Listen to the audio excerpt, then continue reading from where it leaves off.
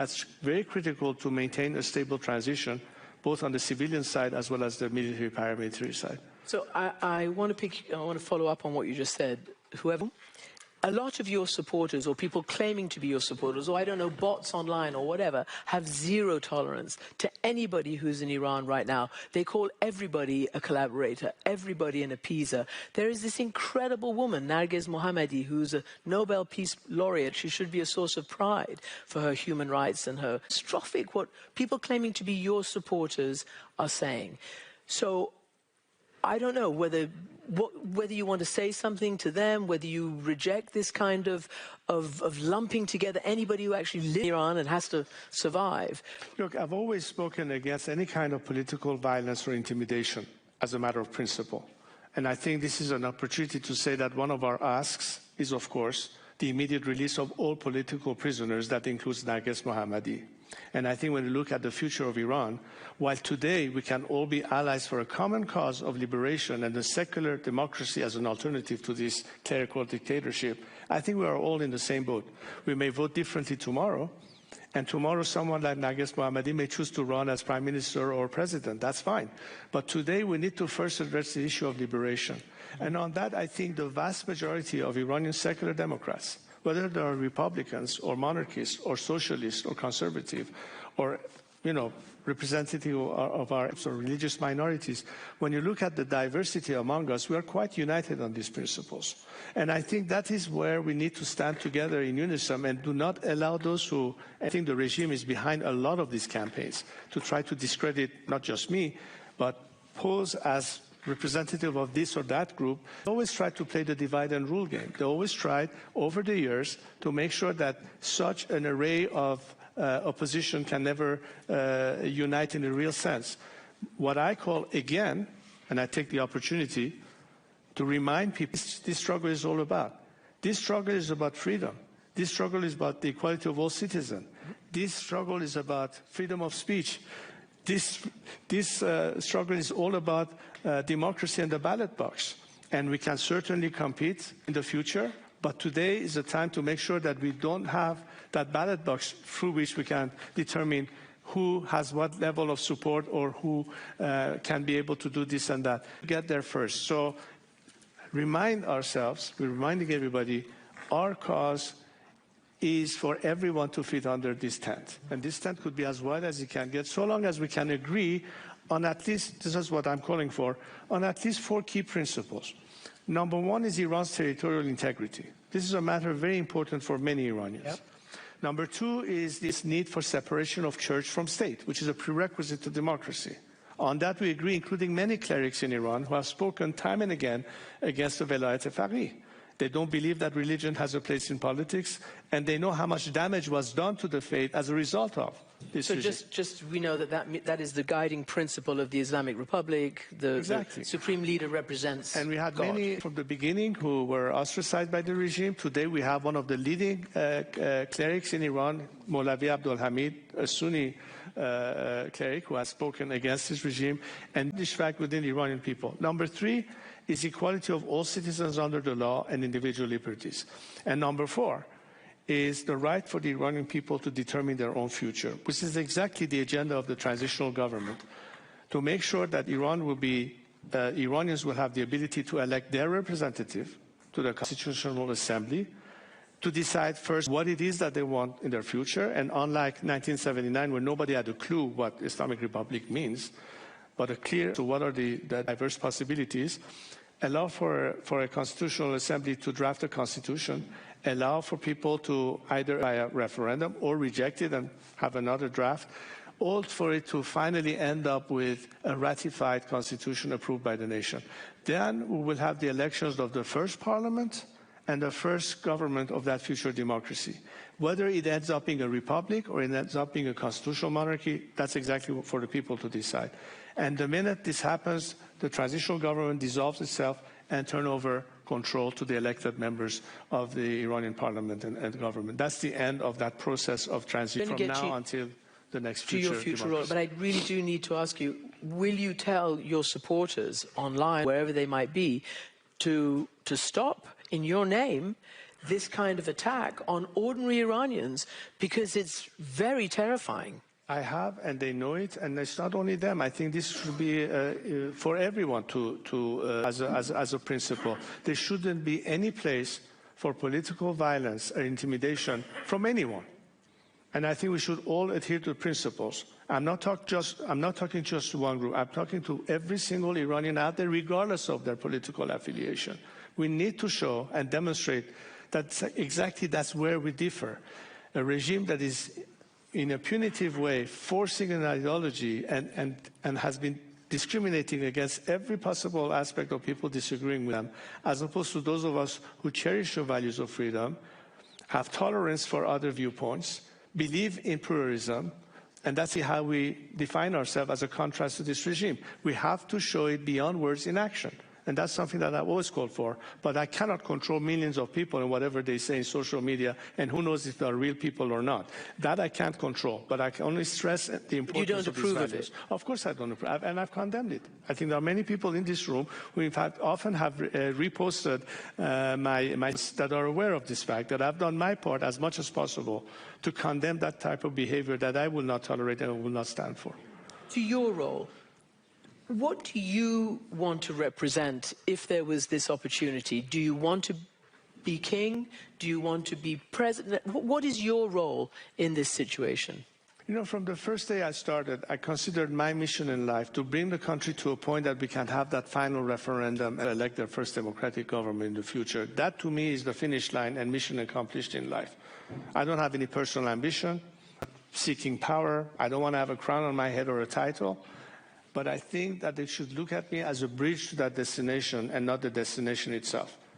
That's my focus. And any other argument about whether or not I will have a future role is placing the cart before the horse. My focus is on delivering on what I promised 47 years ago. That has been my... And the reason millions of people in Iran are calling me and my name and want my return is because they know that they can trust me on this. I'm the only person that was not part of the revolution or ever associated with this regime. And that's a big plus when it comes to how many candidates are out there. And I'm chanted on the streets of Iran, and a lot of people in the diaspora supports it as well. I remember covering the Ahmadinejad era in Iran, and it was a very aggressive posture on every issue, including anti-Semitism, anti-Israel, talking about wiping it off the face of the map, very, very violent. And I think really put certainly the Israelis and Jews around the world off. You have been to Israel. You have, I believe, visited the Western Wall. You are supported by this Israeli government. I want to know what you think and why you think that's important, because equally, this Israeli government has to be incredibly intolerant of its own citizens' rights, its Muslim citizens' rights inside Israel, and of course in Gaza, the occupied West Bank, and it's very controversial. So I just wondered why you think that is an important relationship to build. Well, to say that, I think there are only two nations on this planet that can claim they have a biblical relationship with one another. One is Israel, one is Iran. And it goes back to the time of Cyrus the Great. Cyrus the Great, who liberated the Jewish slaves in Babylon and helped them rebuild their temple in Jerusalem. And when Iranians go and gather at Pasargad around Cyrus the Great's tomb years ago, of all walks of life, of different ethnicities, different religions, and celebrate Cyrus the Great because he represents every values that Iranians cherish and believe in, and say that we are not a nation at war with our neighbors. We can be trusted partners in the region, working with the Arab countries, working with Israel, as opposed to a regime that is acting the way it did. That's the difference right there. We need to be able to show the world that Iranians, unlike this regime, are committed to friendly relations with our neighbors. We don't have any issue with the Arabs. We don't have any issue with the Israelis. And why is Israel important? Because I think it is a very important strategic partner to Iran when it comes to this. I'm thinking beyond just the politics of it. I'm talking about the water crisis in Iran, which is a major issue for us. well beyond politics. If there's no water, there's no life. And guess who have the best specialists and experts in the world dealing with water issues? Israeli experts. One of the reasons I went to Israel was to talk about that as well. And there's so many ways that we can engage and partner with them, helping us in that area. As opposed to a regime that says, no, they don't even have the right to exist. That's the difference. So it's not necessarily focusing only on one country. It's a regional thing. But most importantly, from the prism of the United States, why can't we, as people of that region, be the ones working together to bring about stability without having to depend on an armada of U.S. aircraft carriers to maintain stability and peace in the region? Why can't we work with each other? That's because Iranians are committed to that. And when you look at perceived inside Iran, let's remember one thing. The regime has been the one financing its proxies, Hezbollah, Hamas. When they got over $200 billion a few years ago, that was spent not on, Iranians that are starving on the streets, but to, in fact, empower these proxies that led perhaps to October 7th. And when people for years have been chanting in Iran, neither Gaza nor Lebanon, my life will be sacrificed for Iran, that means what? That means not Hamas, not Hezbollah, and in that sense, it's a very clear demarcation from this regime. This is not me saying it. This is people chanting it for years to come. Before the mass uprising, after the mass uprising. That's part of the national psyche. Today, in every demonstration we see in the diaspora, you see that it's the Iranian national flag. A lot of time we see these and the respective flag of the country where they live. Tomorrow in the rally, you'll probably see a lot of German flags, as we saw Australian flag in Australia, as we saw the Canadian flag in Toronto and Montreal, or the American flag in LA, showing that Iranians are respective universally of any peace-loving nations. They are respective of their host country. That's the difference between us and this regime that basically is so antagonistic. I think that basically the spirit of our movement that is demonstrated by the will and resolve of Iranians that say we are not this regime mongers, we want to be the peacemakers. There is so much we could talk more about. This is a very good table laying of your plans and your proposals. I just want to open to one person on the floor, because remember, after the Women, Life, Freedom protests, there was the Georgetown Coalition, which saw you on stage uniting with a lot of diaspora activists, including Nazanin Boniadi and Masih Ali-Najad. I think they're both here, but we're going to ask Nazanin to stand up. And of course, that didn't last. It didn't last. It was just a very brief moment of unity. And I don't know whether Nazanin wants to say anything on behalf of, opposition. Oh, well, thank you so much for the important conversation, Shahzad. It's good to see you. As you reiterated today, you have consistently affirmed your commitment to democracy, to specifically tolerant secular democracy. A lot of people, Iranians, look to you because of your commitment over decades, and particularly because of your commitment to building institutional democracy and cultural democracy, really democracy that covers all of culture in Iran. And the truth is that the brutality of the regime has caused deep wounds. And Iranians are rightfully filled with disdain, and many seek vengeance even. But history has shown us that any kind of revolution fueled by anger often results in the same injustices that we're trying to break away from.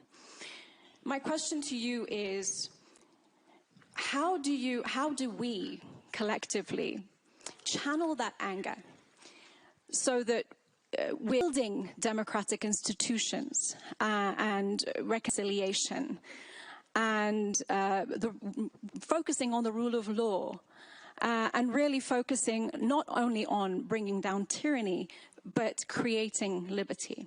Thank you.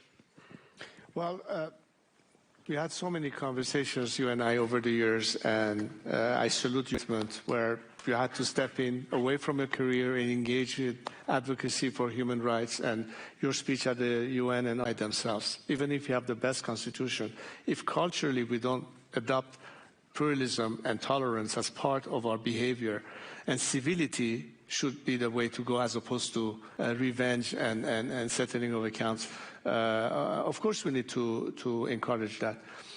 You know how many times I've explained my call for ultimately national reconciliation, how many times we spoke about amnesty.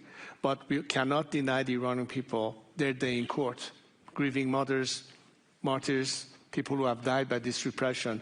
We cannot escape the need for justice, which is why a lot of the efforts is led by people who are experts in the field. We have many lawyers that are working on that, fact-finding about what happened, truth and reconciliation, transitional justice, because all of this plays into giving people closure without having to resort to vengeance. That's very important. So the more we equip our society, and a lot of it is civil society's role, a lot of it has to be with our activists, with our experts, I think it could help us institutionalize and have the instances that protects us as a society, as a nation, from all the possible deviation.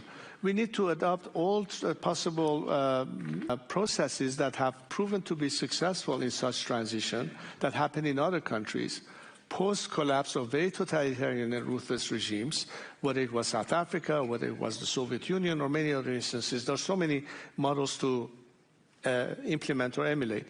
But most importantly is to make sure that we, in fact, show how different we are than this regime. Because if we start acting like them, then what's the difference? And I'm glad to have people such as yourself helping out in this, and we need to encourage more people to weigh in. Look, a lot of us have lived in free societies for the past 4 decades, at least I have. And there are a lot of people inside Iran who were not even born at the time of the revolution. Today's Gen Z in Iran is very much on par with this. In fact, most of what I hear from inside Iran is that there may be some issues that you hear outside that we're not even concerned with. We are all very united, but we need help. We need to make sure that we are not alone in this, that there is a reinforcement factor. That's where people who are wise enough to understand that we have to materially and structurally help the nation understand that before we agree on disagreeing, we have to agree on what we all are in common in need of. A national challenge, if you will. I think this national challenge transcends political affiliation, transcends particular how can I say, tendencies. It doesn't matter if you're socialist or conservative. It shouldn't matter if Republican or monarchist. It should matter that we all believe in democracy at the end, and the rule of law, and the protection under that law. That's the way we will put an end to discrimination, whether it's against women, ethnic groups, religious minorities, and everything else between. I believe we can do that because we have learned it the hard way. I'm encouraging activists, I'm encouraging journalists, I'm encouraging our political prisoners, I'm encouraging our civil society, and those of us who have more freedom to speak where people inside don't have the first job of making sure that we are their voice and we support them. That's how it starts, and hopefully we'll end it in itself. All right. Reza Pahlavi, thank you very much. And now we are going to, please feel free. Now we're going to, very much. Thank you, feel free to stay for the rest. We've got a panel. Yes, please. And let me introduce our panel. Yes? Okay. May I invite Senator Lindsey Graham? Where will he sit? Yep. And also Roberta Metsola.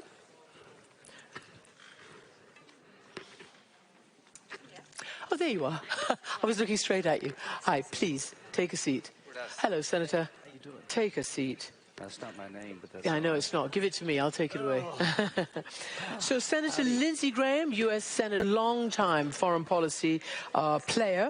Karim Sajapour, Senior Fellow, Carnegie Endowment for International Peace. And Roberta Metsola, President of the European Parliament.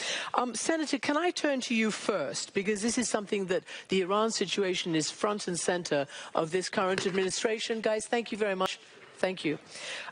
You were very pleased to see President Trump promise the Iranian protesters the help that they were calling for, and say help is on the way. And it seems like you're consistently reminding the president of what he promised. You wrote on Monday, President Trump said, keep protesting, help is on the way. He will be on the right side of history. I believe him to be a man of his word. On Tuesday, you sort of doubled down. If this regime... Today, what's today? Huh? Is it today? Today is some other day. Okay, good. Yeah, I think it's Friday or Saturday. Didn't know how In many any of these event, things were you've been coming. very consistent. Do you believe this, and do you believe that President Trump should do what he said he would do?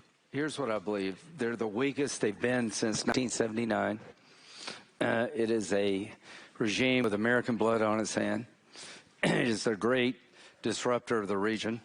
It's a religious theocracy that if it could get a nuclear weapon, they would use it to advance their religious goals, which are three: purify Islam, destroy the Jewish state, and come after us.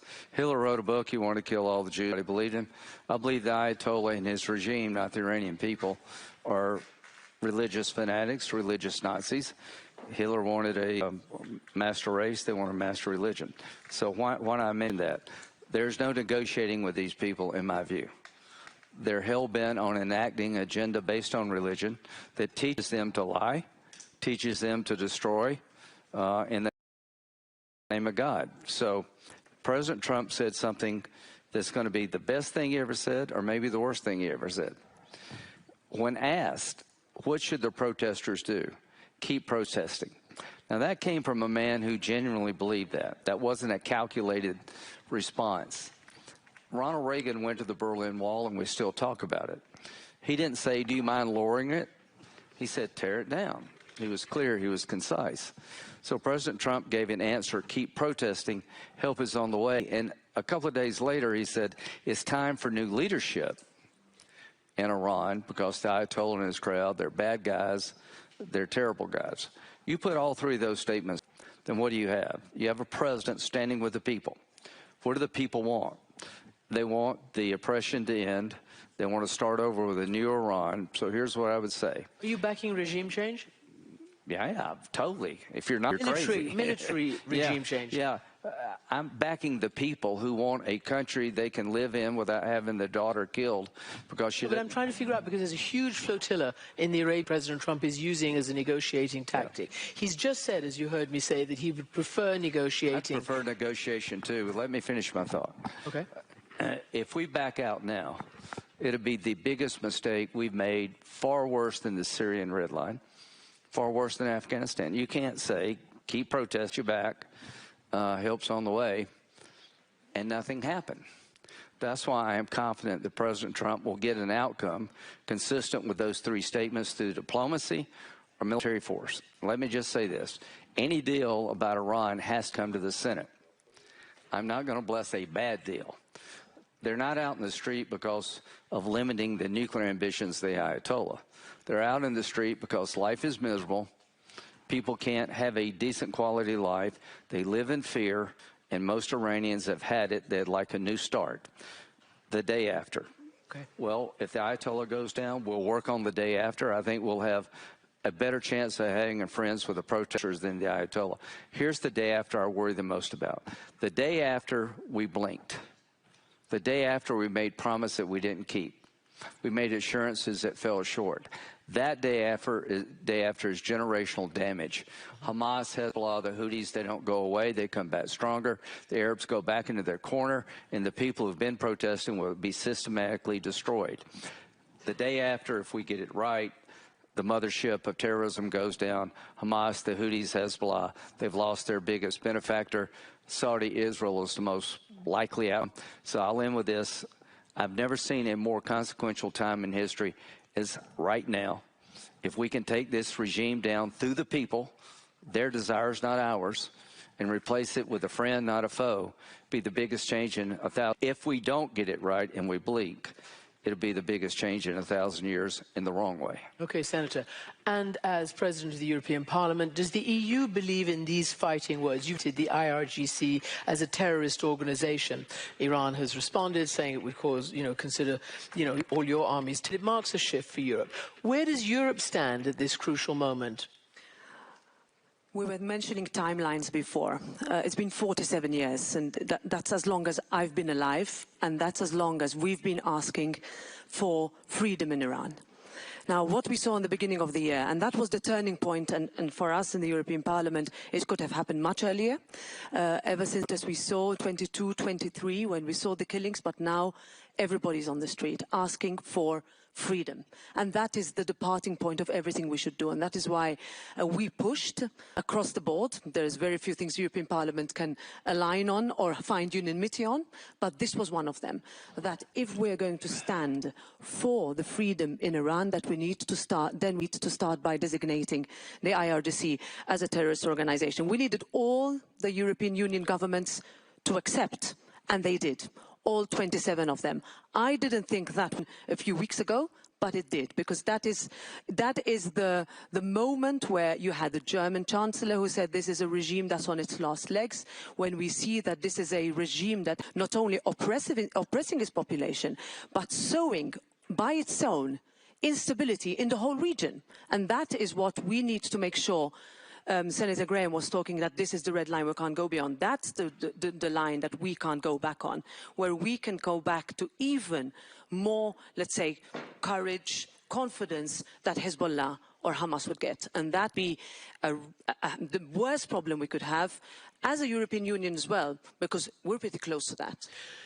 Karim Sajapur, you're a close student of the Iranian situation, and you're in Washington, so you know a little bit about what senators, the analysts and the experts, the policymakers are doing. President Trump, I think, evoked the Venezuela method recently. Now, to me, the Venezuela method decapitates the leader and leaves the regime in. How did you read it? I think, Christian, that virtually everyone in Washington, including President Trump, if they could push a button and get rid of the Iranian regime, they absolutely would. What I think the Trump administration worries about is some of the fallout we saw in the aftermath of the Iraq War or Libya. And, you know, Iran is a different country than those places. But, you know, in my view, to understand this administration, probably a psychology degree is more valuable than a political science degree. And if we're trying to get inside the head of the president... A good golf swing. A good golf swing as well, which Senator Graham, I'm sure, has. But on 3 major occasions, this president gambled on Iran. In 2018, he left the nuclear deal. In 2020, he assassinated Qasem Soleimani. Last summer, he dropped 14 bunker busters on Iran's nuclear program. A lot of his own aides recommended against those policies. He feels that each of them were vindicated. And for that reason, I think he's much more likely to act than we are to reach a nuclear deal. Senator, do you think it would Who are you? Do you think it would be a success or acceptable to get rid of the leadership a la Venezuela, but do a deal with the people who are in power? Trump is like that. Right. He does a deal with those people who are in power. He abandoned the Venezuelan human rights leader who won a Nobel Peace Prize. What are the Iranian Democrats meant to feel? She's not the force to bring the country together. He believes that there are groups there that are going to go down a different road. If you're in charge of Venezuela now and you want to keep doing what Maduro did, you're an idiot. You're either going to get killed or go to jail. So, Iraq, we take everybody out. That didn't work well. Here's what you need to understand. The likelihood of getting worse than the Ayatollah in Iran is pretty low, don't you think, Crown Prince? I don't think most people are out in the streets saying, now, we should be harder on us. Most people out in the streets said, I'm tired of living this way. I'm tired of being oppressed. I'm tired of having no money. I want a better country. I want my country back. I want this guy to go. The risk associated with the regime change is real. We have troops in the region. They have ballistic missiles. But we're still the United States. They have F-14s. A lot has changed since Top Gun 1. We have an incredible capability. I know who would win a conflict. How do you bring this regime down? I think you do go after the oppressors. Kill the ones who killed the people. Their economy is in tatters. They've been beaten pretty badly. They're as weak as they can be, but they're still dangerous. Compare that to doing nothing. So these are your choices. You either execute a plan using military capability of the United States with Israel, working with people on the ground to bring the Ayatollah's regime down, or you do nothing, have talked. If the Ayatollah is still standing, Cristiano, when this is all over, it will be a disaster of generational proportions. He stood down the West. He did it yet again. And all the people who were on the fence will slowly be rounded up and killed over the coming years in Iran. Hezbollah, Hamas, and the Houthis will get stronger, not weaker. The Arabs will continue to go back to their corner. I'm going to Israel, the UAE, and Saudi Arabia next week. Here's the message. If we can get it through diplomacy, fine, but we've had it with this regime. Think big. The people are the difference. When we started this debate, Crown Prince, the people had not spoken. They've spoken with their lives. How much more can they speak? They've been shot down on the street like dogs. These are the people you want to help. These are the people that will change history. So what I'm going to tell anybody that will listen in the Mideast, don't let this moment pass. Be smart, but don't be locked down with fear. And as to MBS and MBZ, knock it off, Saudi Arabia. Knock it off. I'm tired of this crap. MBZ is not a Zionist, and you're holding Iran by having this conflict. Now, I know they got differences in Yemen and they got differences in Sudan, but we got to think to any leader in the region that doesn't understand you're on the verge of history. History will judge you poorly because you are. Senator, they've been telling the president not to do this. They don't want another war. They don't want another military intervention. How should we read that? Have you ever tell been me. to the Mideast? I have, yes, sir. My whole One thing career. they do another. Here's what I want. I want them to. Yeah, I want them to step up to the plate because Iran wants three things to purify Islam. Sunni Islam will go if it were up to the Ayatollah. They want to destroy Israel and they want to kill us. We got a lot in common here. Okay. On that note, what about the EU? Because this really is fighting talk, okay? Do you prefer a negotiation over the nuclear issue, or do you prefer whatever it takes, including military, for the end of the regime? First of all, I've been asked this question, like, would you go back in time and redo what was done in terms of nuclear discussions? I think it would be wrong for us to go back and say what was done wrong. The situation we are in now is that the time for this regime needs to end. How does it end? Are we talking about politically anointing? Are we talking about allowing for structures and frameworks to be created for the Iranian people to choose for themselves who should lead them? Who should be the one that takes them into the democracy that we're working on for so many years? Now, the way we see it and how we've been looking at, and this is by us talking to communities in our countries, by us trying to making sure that when there was a technology blackout, they could not get contacted. That's where the European Union comes in. We're the #1 donors of humanitarian aid into making sure that we can help the people on the ground in order for a solution to be found. Now, would we prefer the diplomatic solution? I want to perhaps give a little bit of a sideline. I would certainly not do what was done this week by sending a congratulatory message to the regime saying happy anniversary and then call it routine diplomacy. I think the time for routine diplomacy is over.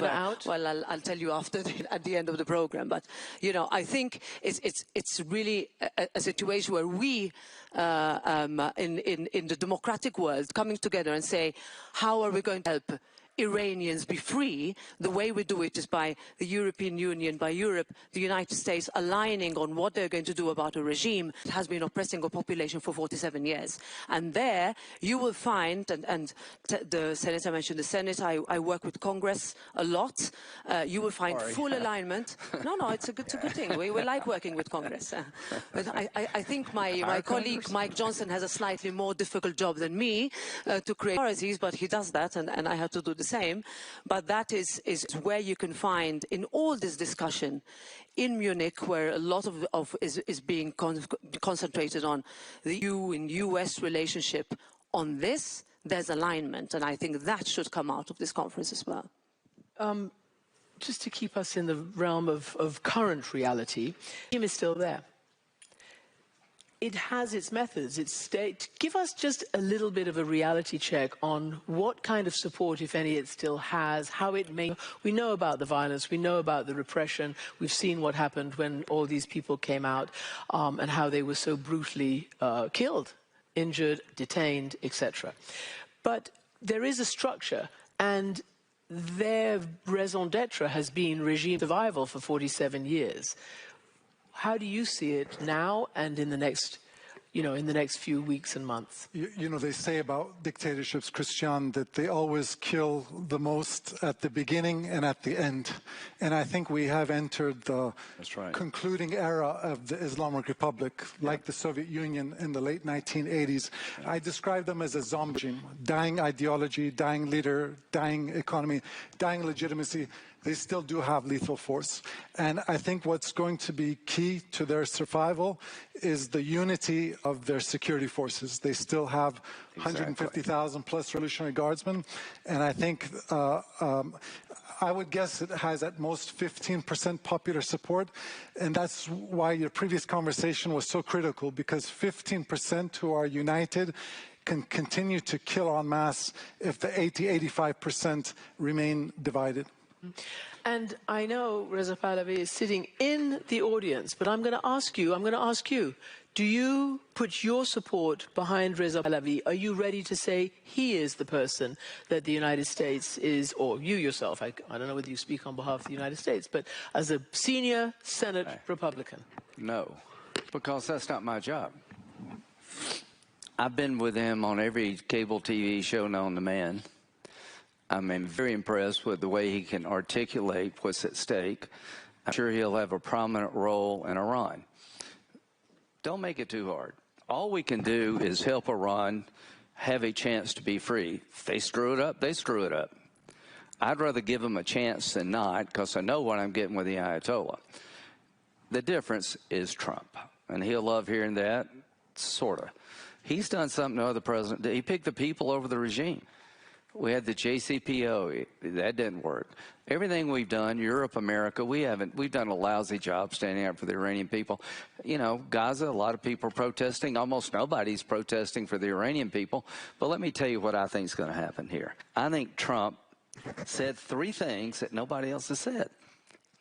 And people are still fighting and still encouraged because of the president. They're getting weaker. We put tariffs on their oil. You had a very good, it is a zombie regime. You can't do business with Iran normally anymore. 25% tariff if you buy their oil. So it's going to collapse because the people have had it. And what happens next, I don't know, but I do know this. If we pull the plug on the people, whatever problems associated with the day after, if the people win against the Ayatollah. Civilizations. But as long as this regime is in power, their ideology, their organizing principle is death to America, death to Israel. It's not even long live Palestine. It's death to Israel, and it's not long live Iran. And so I think I'm very happy to hear that the Europeans have reached a similar... Final thought. I mean, you mentioned the 15%. I think we can focus on the 85% that want change and that want freedom and that want to be able to decide with dignity what happens to their country. And that's what needs to unite all of us at letting down all those thousands every day in the streets since the beginning of the year who have said that they have finally had enough. We let the people who protested in 22 and 23 down. We could have given a lot of speeches.